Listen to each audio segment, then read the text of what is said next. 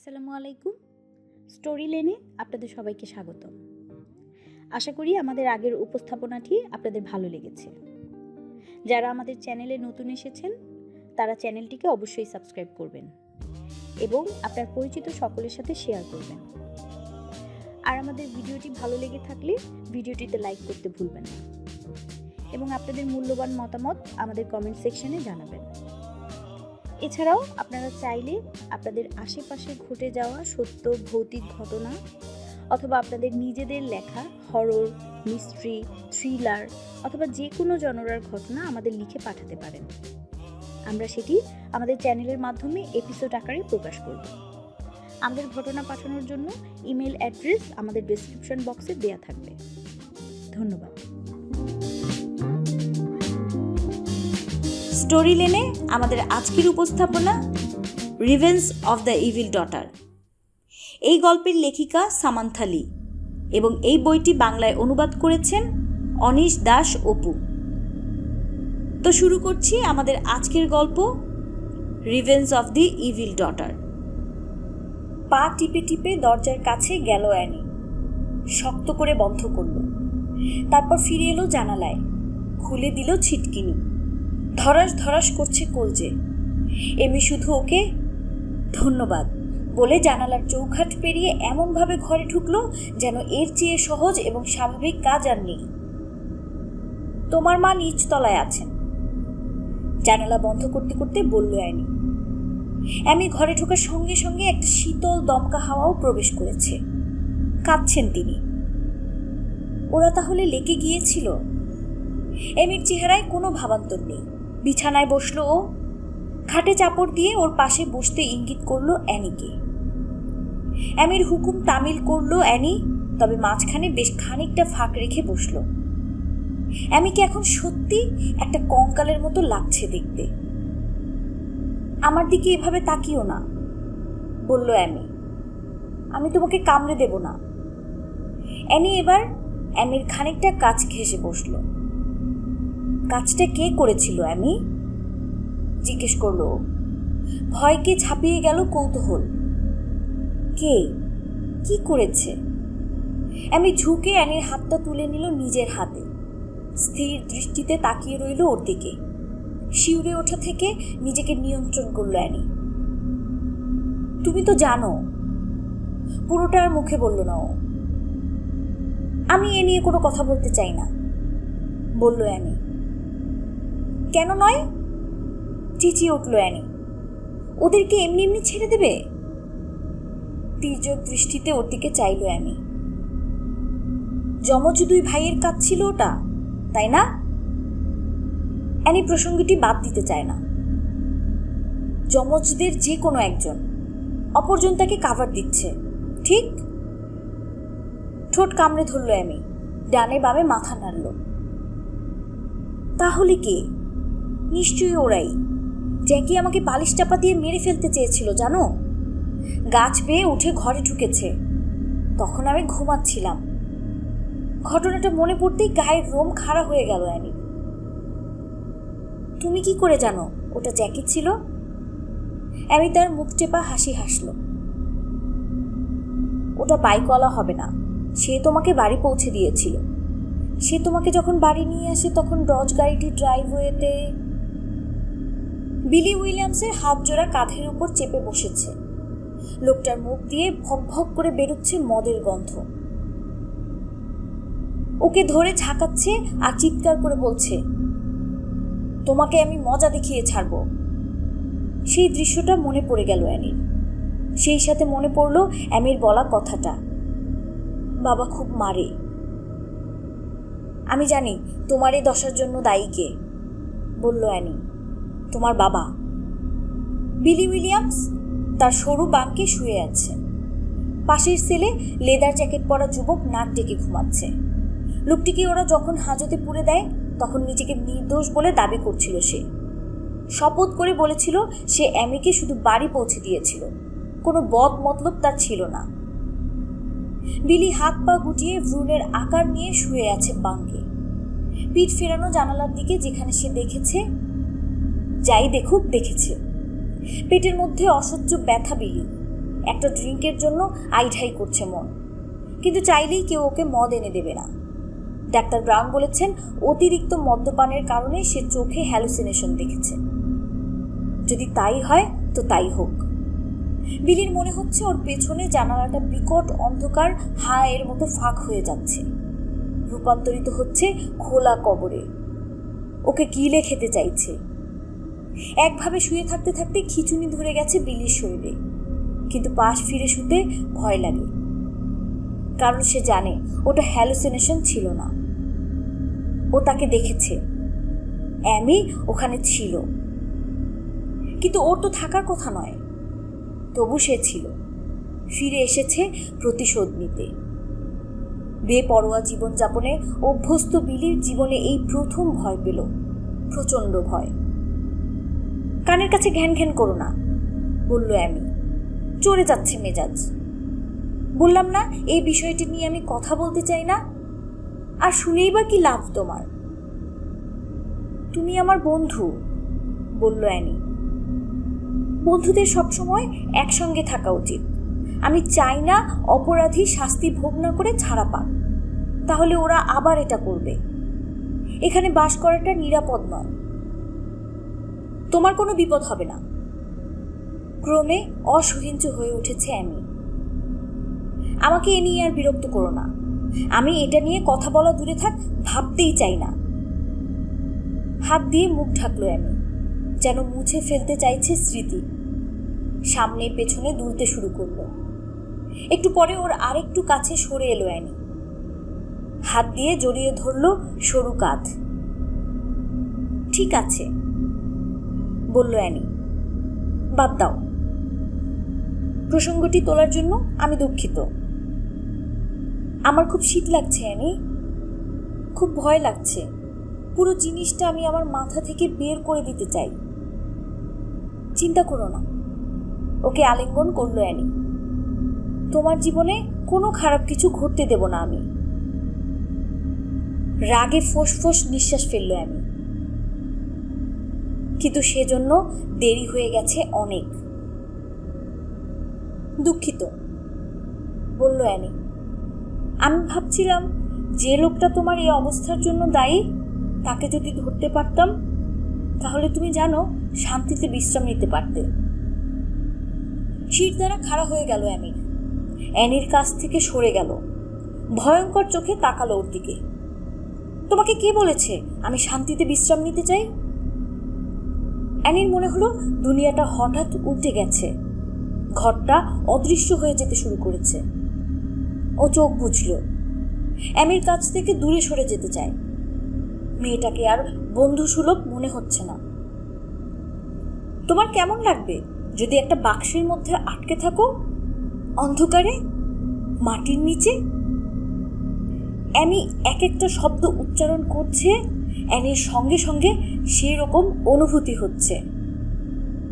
দেখতে পেল ও ঘুরঘুটি অন্ধকারে একটি বাক্সের মধ্যে বন্দী হয়ে আছে। হাত বাড়াতে আঙুলে মখমল কামড়ের দেয়ালের স্পর্শ পেল। শুনল হাতুড়ি দিয়ে পেরেক মারা হচ্ছে। টের পেল ওকে একটা গর্তের মধ্যে নামানো হচ্ছে। তারপর বাক্সের ডালার উপরে মাটি ছুঁড়ে মারার শব্দ হতে লাগলো। গোরখোদকরা মাটি দিয়ে ঢেকে দিচ্ছে কফিন। স্টপ ইট, কেঁদে উঠল অ্যানি। এসব করো না, তুমি জানো আমি এগুলো কিরকম অপছন্দ করি। তুমি না জানতে চেয়েছ কি ঘটেছিল? হিমশীতল অ্যামির কণ্ঠ। এতই যদি কৌতূহল তাহলে দেখাচ্ছি। অ্যানি অন্য কিছু চিন্তা করার চেষ্টা করলো। ভালো ভালো সুখ স্মৃতির কথা ভাবতে চাইছে। গরমের ছুটি, ক্রিসমাসের উপহার, গ্র্যানির মুখ, কিন্তু কিছুই মনে পড়ল না। নিজের ওপর ওর কোনো নিয়ন্ত্রণই নেই। ওকে সম্পূর্ণ নিয়ন্ত্রণ করছে অ্যামি। না না, আকুতি করল অ্যানি। অমন করো না অ্যামি, আমি আর বিষয়টি নিয়ে তোমার সঙ্গে কথা বলবো না।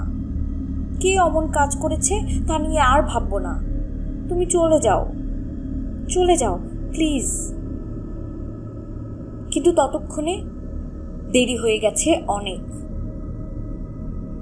ঝড়ের মধ্যে টেনে নিয়ে যাওয়া হচ্ছে অ্যামিকে। ও কোনো বিছানা দেখতে পাচ্ছে না, অ্যামিকে দেখতে পাচ্ছে না, শুধু দেখছে আধার, শুনছে বৃষ্টির শব্দ আর কেউ হাঁপাচ্ছে হ্যাঁ হ্যাঁ করে। ওর অঙ্গ প্রত্যঙ্গগুলো অস্বাভাবিক ভারী লাগছে, মাথাটা হেলে রয়েছে পেছন দিকে, যেন হারিয়ে ফেলেছে জ্ঞান। মাথা তোলার চেষ্টা করলো অ্যানি, দেখবে কে ওকে নিয়ে চলেছে, কিন্তু সেই শক্তিটুকু শরীরে নেই। ওর ঘাড়টা কি ভেঙে গেল? না, ঘাড় তো ওর নয়, এমির ঘাড়। এটা ওকে মনে রাখতে হবে, নয়তো যখন চূড়ান্ত সিদ্ধান্ত গ্রহণের সময় আসবে, কে জানে তখন কি ঘটবে। ওর নিজের জীবন আর এই অদ্ভুত অন্য ভুবনের বিকল্প সচেতনতার মাঝে একটা পার্থক্য বা ফারাক ওকে বজায় রাখতেই হবে। অ্যামির সঙ্গে পুরোপুরি সংযুক্ত হওয়া মোটেই উচিত হবে না। অ্যামি তো মারা গেছে। অ্যামিকে যে বহন করে নিয়ে চলছিল সে নলখাগড়ার বনের পাশে এসে দাঁড়ালো, উবু হলো, তারপর ওকে শুইয়ে দিল ঘাসের উপর। মুখটা ফেরানো থাকলো পানির দিকে। সেই কাঠের গুঁড়িটা, কুমিরের মতো দেখতে গুঁড়িটা। আতঙ্কিত হয়ে উঠল অ্যানি। এমন বাস্তব লাগছে সবকিছু। ভেজা ঘাসের পানিতে ভিজে যাচ্ছে ওর পরনের কাপড় এবং কার্ডিগান। ওকে এসব থামাতে হবে, বাধা দিতে হবে। ও জানে কি চলছে, ও জানে কি হতে চলেছে। হঠাৎ একটা চিন্তা মাথায় এলো, ও যদি গড়িয়ে চিত হয়ে শোয় তাহলে হত্যাকারীর চেহারাটা দেখতে পাবে। ও যদি পালাবার চেষ্টা করে তাহলে কি অ্যামির নিয়তির পরিবর্তন ঘটবে? ও কি তার বান্ধবীর জীবন বাঁচাতে পারবে? রহস্যময় খুনির চেহারা দেখার জন্য মাথা তোলার চেষ্টা করলো অ্যানি, কিন্তু একটা পেশিও নাড়াতে পারল না। জেগে ওঠার প্রাণপণ চেষ্টা করলো অ্যানি। এই সমান্তরাল বা প্যারালাল পৃথিবী থেকে বেরিয়ে আসতে চাইছে। অ্যামি! চিৎকার দিল ও। অ্যামি, আমার মাথা থেকে বেরিয়ে যাও!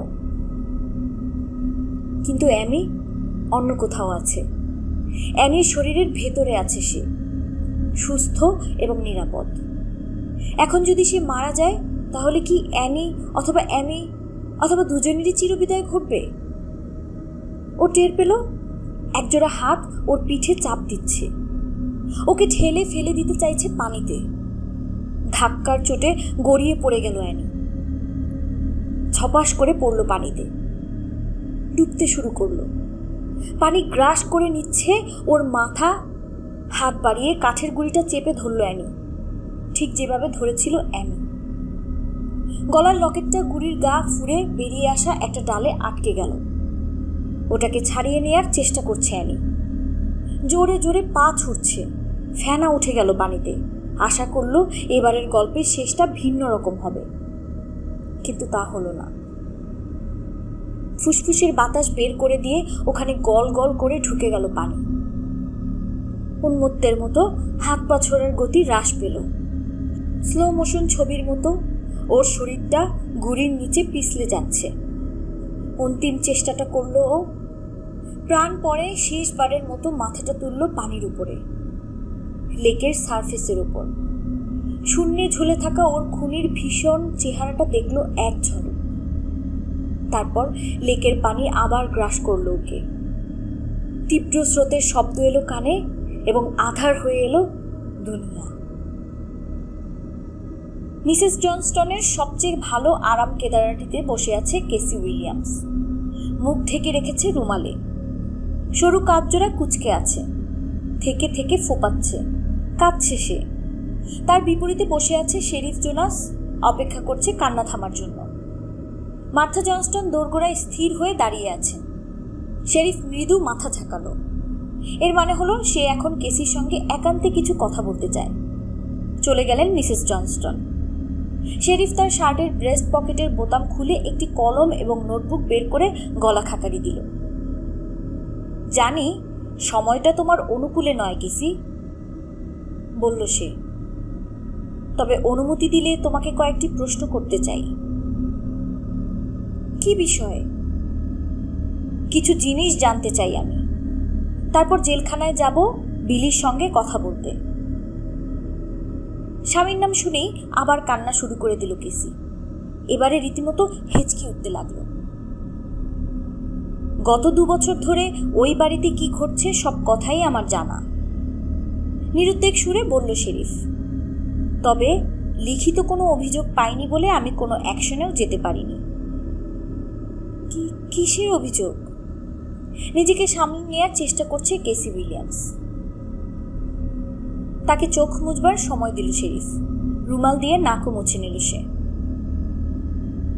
আমি জানি ওকে তুমি জমের মতো ডরাও কেসি, তার কারণও নিশ্চয়ই আছে, তবে ও এই মুহূর্তে এখানে নেই। চারপাশে বিচকিত দৃষ্টিতে তাকালো কেসি, যেন তার স্বামী দরজার আড়ালে লুকিয়ে আছে, এখনই হালুম করে ঝাঁপিয়ে পড়বে ঘাড়ের উপর। এসব থেকে মুক্তি পাবার এখনই সুযোগ, বলল জোনাস। ও জেলখানায় বন্দী। আমি যা সন্দেহ করেছি তা যদি সত্যি হয় তাহলে সে আর জীবনেও ওখান থেকে বেরোতে পারবে না। কেসির চক্ষু আবার অশ্রুসজল হয়ে উঠল। সে নিঃশব্দে মাথা নাড়ল। ওই মোটরসাইকেল চালক কসম খেয়ে বলেছে সে অ্যামিকে বাড়িতে পৌঁছে দিয়েছিল। আদালতেও সে শপথ করে কথাটা বলবে বলেছে। বলেছে তুমি সেদিন দরজা খুলে দিয়েছিলে। অপরপক্ষ থেকে কোনো সাড়া না পেয়ে সামনে ঝুঁকল জোনাস। আস্থা দেয়ার ভঙ্গিতে কেসির হাতে হাত রাখল। লাফিয়ে উঠল কেসি, যেন বিছার কামড় খেয়েছে।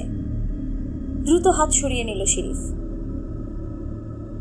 অ্যামি সেদিন আবার বাইরে গিয়েছিল? জানতে চাইল সে। একা যায়নি, খুবই আস্তে জবাব দিল কেসি। বাইকার বলেছে সে যখন এমিকে নিয়ে আসে তোমাদের গাড়িটি ড্রাইভওয়েতে পার্ক করা ছিল। তার মানে সেদিন বাড়ি ছিল বিলি। মাথা দোলালো কেসি, হাতের মধ্যে মোচড়াচ্ছে রুমাল। তুমি ওকে আর রক্ষা করতে পারবে না, স্পষ্ট গলায় বলল শেরিফ। গুড গ্রিফ কেসি, আমরা এমিকে নিয়ে কথা বলছি। বলো, কাজটা কি বিলির? বিলি কি তার নিজের মেয়েকে খুন করেছে? আবারও কোনো জবাব নেই। বলো আমাকে, বলল শেরিফ। কথা দিচ্ছি ও আর তোমার গায়ে হাত তুলতে পারবে না। মুখ তুলে চাইল কেসি উইলিয়ামস। জোনাসের বাম কাঁধের পেছনে চলে গেছে দৃষ্টি। ধূসর মুখখানা কেমন সবুজ হয়ে উঠল। আঙ্গুলের ফাঁক দিয়ে খসে পড়ল রুমাল। ধীর গতিতে হাত দিয়ে মুখ ঢাকল সে। আঙ্গুলের ফাঁক দিয়ে ভীত শিশুর চোখে তাকালো, যেন শিশুটি একটি হরর মুভি দেখছে, যদিও সে ওটা দেখতে চাইছে না। ঘাড় ঘোরালো জোনাস। দেখতে চাইছে কাকে দেখে এরকম প্রতিক্রিয়া মহিলার। গোলাপি পাজামা পরে দোরগড়ায় দাঁড়িয়ে আছে অ্যানি। কিন্তু ওটা কি অ্যানি? মুখটা কেমন গলে যাচ্ছে, ক্ষণে ক্ষণে যেন বদলাচ্ছে চেহারা। এইরকম চেহারা দেখালো, পরক্ষণে অন্যরকম। ভুতুরে একটা ইফেক্ট, যেন হলোগ্রাফিক ইমেজ দেখছে এরা। অ্যানি আর অ্যামির মিলিত চেহারার ছবি। অ্যানি, ডাকল জোনাস। অ্যামির গলার স্বর ভেসে এলো। ঠিক আছে মা, বলল সে। আমি জানি তুমি ইচ্ছে করে কাজটা করনি। অক্ষি কোটরে তার চোখের মণি বন বন করে ঘুরতে লাগলো। শেষে শুধু সাদা অংশটা দেখা গেল, কালো মণি অদৃশ্য। হাঁটুজোড়া ভাঁজ হয়ে গেল। গলা দিয়ে বেরিয়ে এলো গোগানির আওয়াজ। দরম করে পড়ে গেল সে ফায়ার প্লেসের পাশে। তার মাথা বাড়ি খেলো মেঝে। ঠোঁটের ফাঁক দিয়ে বেগুনি ধোঁয়া বেরিয়ে এলো, যেন বোতল থেকে উদ্ধার পাওয়া এক জিন দৈত্য। অদৃশ্য হয়ে গেল চিমনির মধ্যে। লিভিং রুমের মেঝেতে চিত হয়ে পড়ে থাকা অবস্থায় নিজেকে আবিষ্কার করল অ্যানি। তার মুখের উপর ঝুঁকে রয়েছে কয়েকটি উদ্বিগ্ন মুখ। চলে গেছে এমি। বুকটা কেমন যেন খালি খালি লাগছে অ্যানি, তবে একই সঙ্গে স্বস্তিবোধও করছে। অ্যানিকে শক্ত হাতে নিয়ন্ত্রণ করছিল অ্যামি। আবার নিজের মধ্যে ফিরে আসতে পেরেছে বলে অ্যামির প্রতি কৃতজ্ঞ বোধ করছে অ্যানি। তবে অ্যানি বুঝতে পারছে না হঠাৎ করেই তার বান্ধবীটি কেন চলে গেল। এমন সময় ম্যান্টেলপিসের ঘড়িটি ঢং ঢং শব্দে জানিয়ে দিল রাত 12টা বেজে গেছে। আর একই সঙ্গে জবাব পেয়েও গেল, হ্যালোইন ডে শেষ। ভূত প্রেতরা সবাই আবার যে যার কবরে ফিরে গেছে। ভয়ঙ্কর রাত্রিরও অবসান ঘটেছে। হয়তো অ্যানি এখন থেকে নিজের জীবনটাকে নিজের মতো করে চালাতে পারবে। ওর জ্ঞান ফিরেছে। নানির গলা। সবাই সরো, বলল জোনাস, একটু বাতাস আসতে দাও। নাথান এবং সে মিলে অ্যানিকে সোফায় শুইয়ে দিল। গ্র্যানির মা মুরগির মতো কক কক করেই চলছে। মিসেস উইলিয়ামস মাঝে মাঝেই পেছন ফিরে দেখছে, না জানে কোনো প্রেতাত্মা এসে অকস্মাৎ হাজির হয়ে যায়। শীতে হলো জোনাস, সেই শরবতটা আর আছে নাথান? থাকলে দাও, খেয়ে একটু চাঙ্গা হই। আমি কিছু কথা বলতে চাই। অবশেষে মুখে রা ফুটল কেসি উইলিয়ামসের। আমরা কি চলে যাব?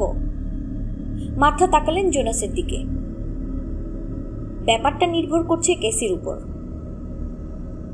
থাকতে চাইলে থাকুন। মিসেস উইলিয়ামস ধপাস করে বসে পড়ল। সবাই তো আজ হোক কাল হোক ব্যাপারটা জানবেই। ওই বাইকওয়ালা সত্যি কথাই বলছিল, শুরু করলো সে। একঘেয়ে সুরে কথা বলছে। অ্যানির মুখের ওপর থেকে একবারের জন্য সরছে না চোখ। ও অ্যামিকে বাড়ি নিয়ে এসেছিল। খুব খারাপ অবস্থা ছিল আমার মেয়ের। চুপচুপে ভেজা, ঝরে গেছে গায়ের চামড়া, রক্ত বেরোচ্ছিল। বাইকার বলেছিল সে ওকে স্পর্শ করেনি, কিন্তু তার কথা বিশ্বাস করিনি আমি। অ্যামির জামা কাপড় ছিল ছেঁড়া, দুটো পায়েই ঝরে যাওয়ার চিহ্ন। চুপ হয়ে গেল সে, কণ্ঠ রুদ্ধ হয়ে গেছে কান্নায়। উঠে বসলো অ্যানি। আরাম কেদারার সামনে এসে দুঃখী মহিলার কাঁধে হাত রাখল। অ্যামির মা আবার শুরু করলো কাপা গলায়। ওর বাবা ছিল ওপর তলায়, মাতাল বেহুশ। জানতাম এমিকে ওই অবস্থায় দেখলে পিটিয়েই মেরে ফেলবে, আমাকেও ধরে মারবে। এর আগে বাবা মেয়ের সঙ্গে ঝগড়া হয়েছিল। মেয়েকে তার ঘরে তালা মেরে রেখেছিল বাবা। আমি এমিকে তালা খুলে দেই, ভেবেছি ঘন্টাখানেকের মধ্যেই বেরিয়ে বাড়ি ফিরবে এমি। মাথা শটান করে তাকালো কেসি, যেন নিজের বক্তব্যের পক্ষে সকলের সম্মতি চাইছে। হ্যালোইনে কোনো মেয়েকে ঘরে তালাবদ্ধ করে রাখা খুবই অন্যায়। ও ডান্স স্কুলে তখন অডিশনেও টিকতে পারেনি। খুবই মন খারাপ ছিল মেয়েটার।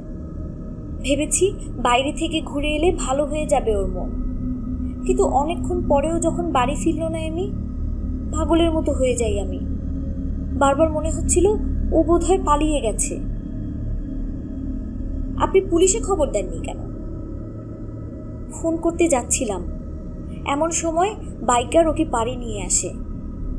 তখন আমার মাথায় শুধু একটাই চিন্তা ছিল, বিলি টের পাবার আগেই কি করে ওকে ওপরে নিয়ে গিয়ে সাফসুত্র করব।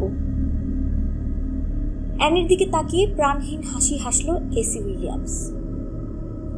আমরা দোতলায় প্রায় উঠেই গিয়েছিলাম, বলল সে। সিঁড়ির একদম ওপরের ধাপে চলে এসেছি, এমন সময় টের পেলাম ঘুম ভেঙেছে বিলির। সে ডিনার খাওয়ার জন্য চেঁচামেচি করছিল। আমি ভয়ানক আতঙ্কিত হয়ে পড়ি। আমি আমার পেছনে দাঁড়ানো অ্যামিকে ধাক্কা দিয়ে সরিয়ে দিতে চাইছিলাম, যাতে ওকে দেখে না ফেলে বিলি। কিন্তু সিঁড়ির ছেঁড়া কার্পেটে পা বেঁধে যায় অ্যামি। বিলাপের মতো শোনালো মিসেস উইলিয়ামসের কণ্ঠ। পড়ে যায় ও, সিঁড়ি দিয়ে গড়াতে গড়াতে পড়তে থাকে, দুম দুম দুম। একদম সিঁড়ির শেষ মাথায় গিয়ে ছিটকে পড়ে ও। মাথাটা সজোরে ঢুকে যায় মেঝেতে। ভয়ঙ্কর এবং বিশ্রী একটা শব্দ হয় মত করে। হাত পা ছড়িয়ে ওখানে পড়ে থাকে আমার মেয়ে, ভাঙ্গা একটা পুতুলের মতো, একটা মরা জিনিসের মতো। কাঁদতে শুরু করলো মিসেস উইলিয়ামস। অ্যানির বুকে মাথা রাখলো কাঁদতে কাঁদতে। অ্যানি তার মাথায় হাত বুলিয়ে দিতে লাগলো। শেরিফ তার নোটবুক নামিয়ে রেখে নাথানের দিকে তাকালো। সে সাইডবোর্ডে গিয়ে একটা গ্লাসে অনেকখানি মদ ঢালল। গ্লাসটি দিল জোনাসকে। সে ওটা কেসির হাতে তুলে দিল। এক চুমুকি ড্রিঙ্কটা শেষ করলো ক্রন্দনশী নারী। জোনাস জিজ্ঞেস করলো, ওকে তুমি লেকে ফেলে দিতে গেলে কেন ক্যাসি? নিষ্ঠুর নির্দয় একটা প্রশ্নটা কেসির কাশি থামিয়ে দিল। বুঝতে পারছিলাম না কি করা উচিত আমার। নাক টানল সে। ভীষণ ভয় পেয়ে গিয়েছিলাম। শুনতে পাচ্ছিলাম বিলি ল্যান্ডিংয়ে চলে আসছে। খাইছে। সশব্দে শ্বাস টানল নাথান। আমার মাথায় তখন একটাই চিন্তা, অ্যামিকে ওখান থেকে সরিয়ে নিয়ে যেতে হবে, ওকে লুকিয়ে ফেলতে হবে। আমি ওকে টানতে টানতে গাড়িতে নিয়ে গিয়ে তুলি। বিলি আমাকে গাড়ি চালিয়ে যেতে দেখেছিল, তবে জানতো না অ্যামি গাড়ির পেছনে আছে। দোরগোড়ায় দাঁড়িয়ে আমার দিকে তাকিয়ে খুশি দেখায় সে। তখন অঝোর ধারায় বৃষ্টি হচ্ছে। গভীর দম নিল কেসি, স্মৃতিচারণ করছে। তারপর যখন আমি ফিরে এলাম বাড়িতে, ওকে বললাম অ্যামিকে কোথাও খুঁজে পাচ্ছি না, তাই ওকে খুঁজতে গিয়েছিলাম। কথা বলেও আমি বিলির মারের হাত থেকে রক্ষা পাইনি। ও খুব চিন্তা করছিল। এমিকে ও খুব ভালোবাসতো। মেয়েকে খুঁজে পাইনি শুনে রেগে গিয়ে আমার উপর ঝাঁপিয়ে পড়ে বিলি। কিন্তু লেক কেন? জিজ্ঞেস করলেন মার্থা। ওকে রাস্তার পাশে কোথাও রেখে আসতে। তাই উচিত ছিল, কিন্তু বললাম না, আমার মাথা তখন ঠিক কাজ করছিল না। মুখ তুলে চাইল কেসি। ওর তখনকার অবস্থাটা যেন সবাই বুঝতে পারে, এজন্য অনুনয়ের সুরে যোগ করল। আমি ভেবেছিলাম ওকে লেকে দেখতে পেলে সবাই ভাববে পা পিছলে পানিতে পড়ে গিয়েছিল। অ্যামি তারপর ডুবে মরেছে। একটা মারাত্মক দুর্ঘটনা ছিল ওটা। আমি চাইনি লোকে ভাবুক এজন্য দায়ী বিলি। কিন্তু আমরা তো তখন ওর লাশ খুঁজে পাইনি, বলল জোনাস। পাননি বলে আমিও অবাক হয়ে গিয়েছিলাম। শুনেছি জলে ডোবা মরা নাকি 3 দিন পরেই ভেসে ওঠে পানিতে, কিন্তু ওর লাশ ভেসে ওঠেনি বলে আমি উন্মাদ হয়ে যাই। বারবার মনে হচ্ছিল অন্ধকারে ঠান্ডা পানির মধ্যে ডুবে আছে এমির লাশ। ও অন্ধকার একদম সইতে পারত না, ঘরের বাতি জ্বালিয়ে ঘুমাতো।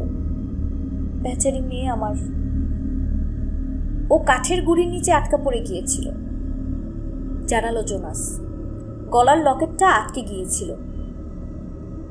কানে হাত চাপা দিল কেসি, যেন ভয়ঙ্কর শব্দটা শুনতে চায় না। ওই লকেটটা ওর খুব পছন্দের জিনিস ছিল। ওর ভেতরে আমার একটা ছবি ছিল। ও ওই ছবি দেখে যেন আমাকে কাছে পেত। অ্যানি আলিঙ্গন করলো ক্রন্দনরত মহিলাকে। একবার ভাবলো যমজদের কথাটা বলে দেয় মিসেস উইলিয়ামসকে। পরে বদলালো সিদ্ধান্ত। যমজ ভাইদের কথা ও এখন বলবে না, পরে। তবে আরেকটি গোপন কথা কিছুতেই ফাঁস করবে না অ্যানি। জানাবে না যে কেসি যখন তার মেয়ের দেহটা গড়িয়ে ফেলে দেয় তখনও বেঁচে ছিল অ্যামি, তবে জ্ঞান ছিল না। কেসি যদি মেয়েকে নিয়ে জোনাস কিংবা ডাক্তার ব্রাউনের কাছে যেত, তাহলে আজ বেঁচে থাকতো অ্যামি। এই গল্পটা হয়তো সে নিজেই সবাইকে শোনাত। টাইলস বসানো সিঁড়ি বেয়ে সবুজ বেসমেন্টে নেমে এলেন ডাক্তার ব্রাউন। এটি শহরের মর্গ হিসেবে ব্যবহার করা হয়। হ্যালোউইনের রাতে এই ভুতুরে জায়গায় আসার কোনো ইচ্ছাই ছিল না ডাক্তারের, কিন্তু প্রয়োজন বলে কথা। অ্যামি উইলিয়ামসকে হিম শীতল একটি কিউবিকলের অন্ধকারে পুড়ে রাখা হয়েছে। আন্ডারটেকার আর কফিন নিয়ে গিয়ে আরও অন্ধকার কবরে কবর দেবে। একজন অ্যাটেন্ডেন্ট অ্যামির কঙ্কাল বোঝাই ব্যাগটি একটি স্লটের মধ্যে ঢুকিয়ে দিয়ে দরজা বন্ধ করল। ডাক্তারকে একটি ক্লিপবোর্ড এগিয়ে দিল সই করার জন্য। ঠিক আছে পিট, ডাক্তার ফর্মে সই করে দিলেন। তুমি এখন বাড়ি যেতে পারো, আমি সব বন্ধ করে আসছি। লোকটি চলে গেল। ডাক্তার ব্রাউন আরও কিছুক্ষণ মর্গে রইলেন, কারণ বেচারি মেয়েটিকে অন্ধকারে রেখে যেতে সায় দিচ্ছিল না মন। বেশ কিছুক্ষণ পরে ঘড়ি দেখলেন তিনি। এখন ঘুমাতে যাওয়া দরকার। তিনি লাশ রাখার স্লটের ধাতব দরজায় চাপড় দিলেন, যেন অসুস্থ কোনো শিশুর মাথায় আদর করছেন। ঘুমাও অ্যামি, বললেন তিনি। তারপর নিভিয়ে দিলেন বাতি। ঠিক তখন তার মনে হলো স্লটের ভেতরে খলখল সুরে চাপা গলায় কে যেন হেসে উঠল। এবং কেউ অথবা কিছু একটা অন্ধকারে তার পাশ ঘেঁষে ছুটে গেল। এখন ঘুমাতে যাও, এক রাতের জন্য যথেষ্ট উত্তেজনার খোরাক পেয়েছ। আচ্ছা গ্র্যানি। অ্যানি হলুদ লেপের তলায় ঢুকে পড়ল। হট ওয়াটার বটলের রোমশ কভারে পায়ের আঙ্গুল ঘষতে ঘষতে থুতুনি পর্যন্ত টেনে দিল চাদর। আরাম লাগছে? ঘুম ঘুম চোখে মাথা ঝাঁকালো অ্যানি। আর চোখ মেলে রাখতে পারছে না, খুব অদ্ভুত কেটেছে এবারের হ্যালোউইনটা। অবশেষে এটার সমাপ্তি ঘটেছে। এখন গা ছড়িয়ে বিশ্রাম নিতে পারবে ও। আশা করলো অ্যামিও পারবে। গ্রানির কাঁধের উপর দিয়ে জানালা এবং উইলো গাছের দিকে তাকালো অ্যানি। কোনো অনিসন্ধিৎসু মুখ উকি মারছে না দেখে স্বস্তি বোধ করল। অবশ্য অ্যামি আসবে বলে আশাও করছে না ও।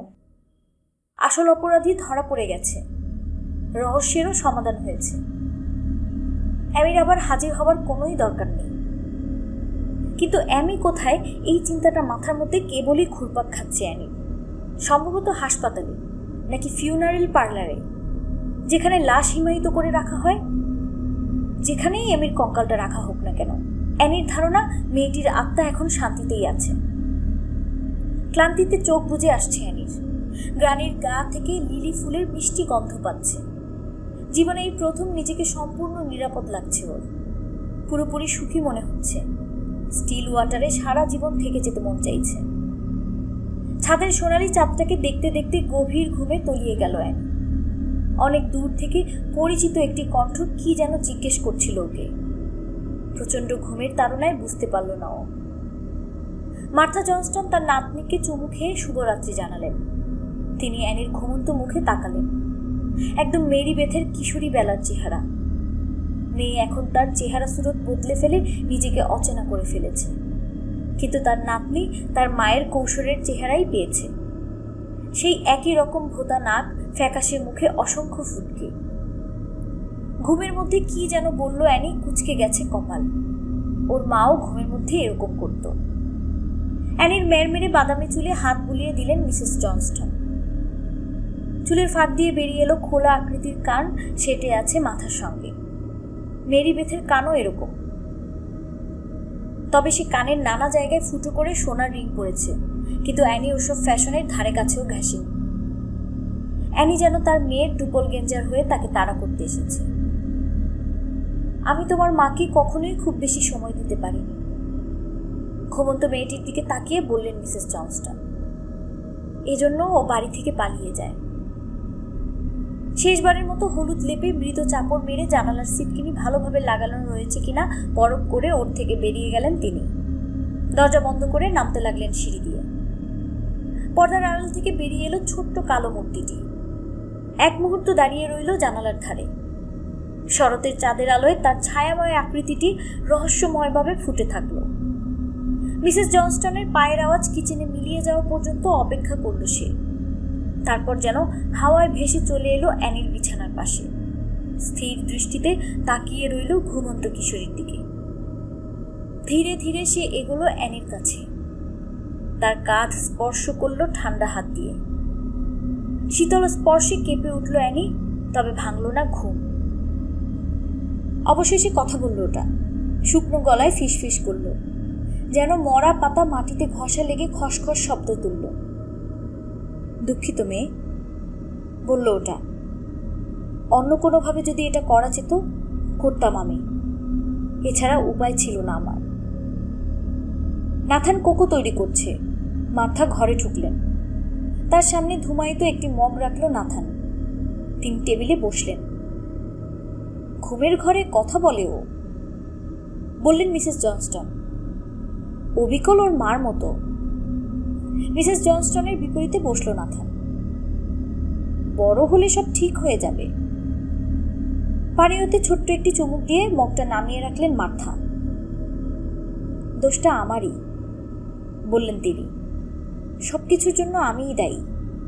কোনোদিন ওর সঙ্গে ভালো করে দুটো কথা বলিনি, ধৈর্য ধরে ওর কোনো কথা শুনতে চাইনি। সব সময় বকাঝকা করেছি। একবার যখন ওর চুলে রং করলো, অনেক বকা দিয়েছিলাম। এর পরপরই ও বাড়ি ছেড়ে পালিয়ে যায়, অথচ মেয়েটা আমার ভালোই ছিল। শুধু চাইতো ওর প্রতি যেন মনোযোগ দেই।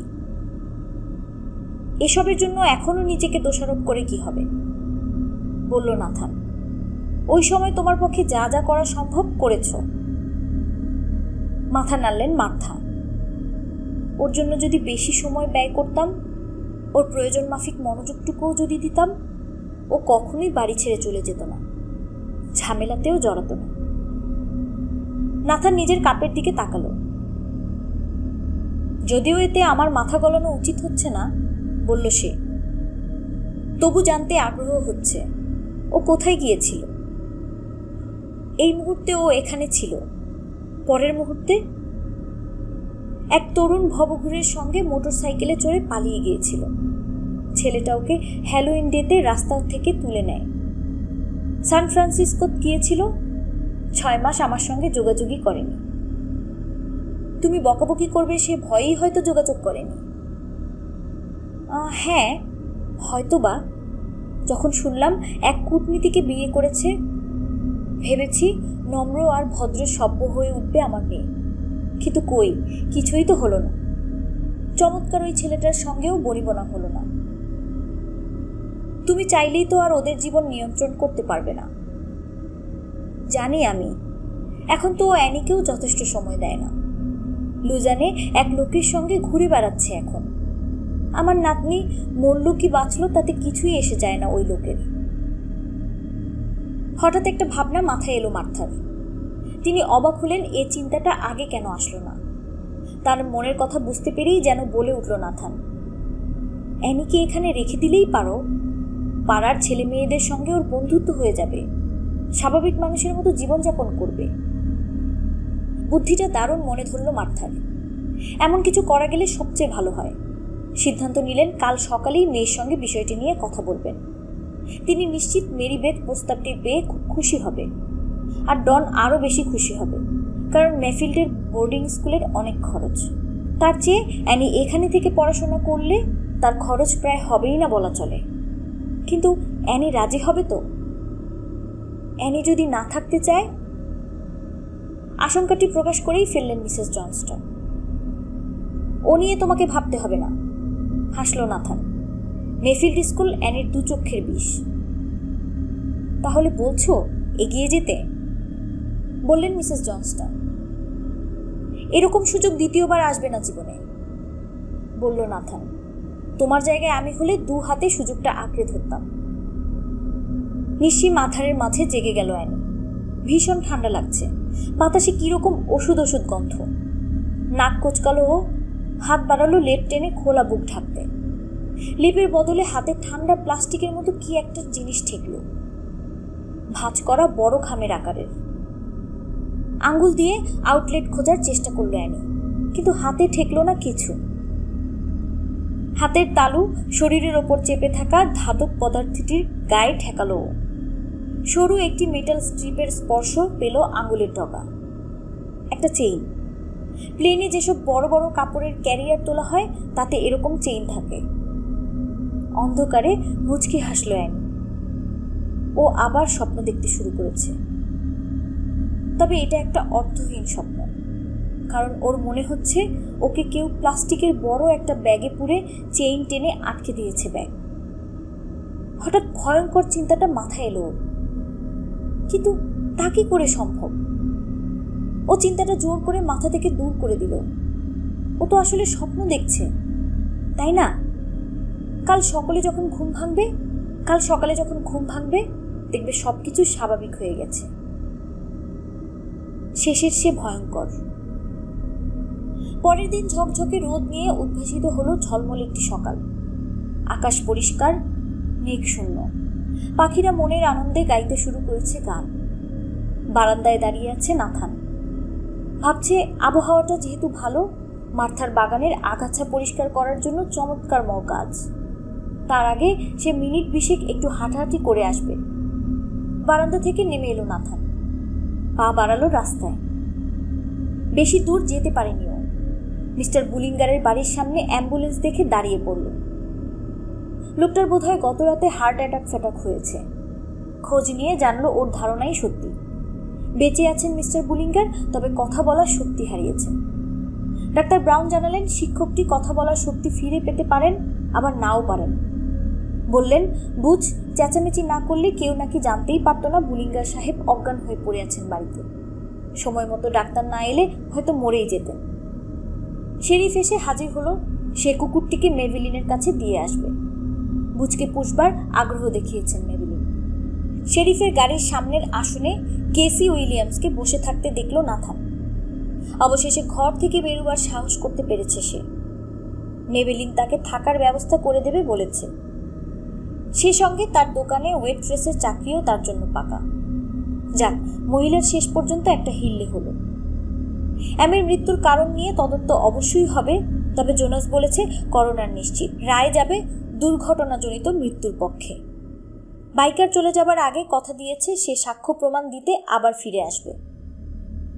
কৃতকর্মের স্মৃতি নিয়ে বাকিটা জীবন কাটাতে হবে কেসিকে। তবে জোনাসের ধারণা ওটাই মহিলার সবচেয়ে বড় শাস্তি। এই মানসিক যন্ত্রণা। নাথানও তার সঙ্গে একমত। বিলি জেল থেকে মুক্তি পেয়েছে, বলেছে স্ত্রীর সঙ্গে মানিয়ে চলার চেষ্টা করবে। নাথান তাকে বলেনি যে খাঁচা ছেড়ে উড়ে গেছে পাখি। ঘটনা শীঘ্রই জেনে যাবে বিলি। বউকে খুঁজতেও বেরুবে, তবে মেভিলিন তাকে কেসির ধারে কাছেও ঘেঁষতে দেবে কিনা সন্দেহ। গেটের কাছাকাছি এসেছে নাথান। শন গ্র্যাডির গাড়ির নিচে প্রায় চাপা পড়তে যাচ্ছিল। তিনি ভীত বাদুড়ের মতো স্টেশন ওয়াগন নিয়ে বেরিয়ে এসেছেন গ্যারেজ থেকে। গাড়ি ভর্তি সুটকেস, আর পেছনের সিটে ম্লান মুখে বসে আছে তার 2 যমজ সন্তান। তাদের মা চোখ মুছতে মুছতে পুত্রধনদের দিকে তাকিয়ে হাত নাড়তে লাগলেন। নাথান শুনল যমজ ভ্রাতুদ্বয় মিলিটারি একাডেমিতে যাচ্ছে ভর্তি হতে। তারা নিজেরাই নাকি ওখানে পড়তে চেয়েছে। গোটা শহরটাতেই যেন পরিবর্তনের একটা আকস্মিক জোয়ার শুরু হয়েছে। না, এবারের হ্যালোউইনটা সত্যি অসাধারণ ছিল। মাঠ থেকে লেটেস্ট খবরগুলো দিতে আর তর সইছিল না নাথানের। সে খিড়কির দুয়ার দিয়ে ভেতরে ঢুকল, কিন্তু কিচেনে অ্যানি ছাড়া কেউ নেই। টেবিলে বসে আছে সে, এখনো গোলাপি পাজামা পরা, মস্ত একখণ্ড কুমড়োর পাই গপ গপ করে খাচ্ছে। তার মুখের নিচে রস লেগে আছে, এমনভাবে ঠেসে ঠেসে মুখে ঢোকাচ্ছে প্রেস্টি যেন বহুদিন অভুক্ত সে। মুখের খাবারটা পেটের মধ্যে ঠেলে দিল সরাসরি কার্টন থেকে দুধ গিলে। তোমার গ্রানি কই? র্যাকে কোট রাখতে রাখতে জিজ্ঞেস করলো নাথান। ফোনে মার সঙ্গে কথা বলছে। অ্যানি হুমহাম করে খেয়েই যাচ্ছে, যেন এর উপর নির্ভর করছে ওর জীবন। তোমার ব্যাপারটা কি বলো তো? স্লাইস ভর্তি প্লেটের দিকে তাকালো নাথান। কুমড়োর পাই না তোমার 2 চোখের বিষ? ওর দিকে তাকালো মেয়েটা, মুখ টিপে এমন একটা হাসি দিল, কেন জানে না নাথান ঘাড়ের কাছে সমস্ত চুল সরসর করে দাঁড়িয়ে গেল। ধরো, আমি আমার অভ্যাস বদলে ফেলেছি, ঠোঁট উল্টে বলল সে। আবার ঝাঁপিয়ে পড়ল সকালের নাস্তায়। এভাবেই শেষ হলো আমাদের এবারের গল্প, the ravens of the evil daughter. খুব তাড়াতাড়ি আমরা ফিরে আসবো নতুন আরেকটি গল্প নিয়ে। আর যারা নতুন আমাদের চ্যানেলে এসেছেন তারা অবশ্যই আমাদের চ্যানেলটি সাবস্ক্রাইব করবেন। ধন্যবাদ।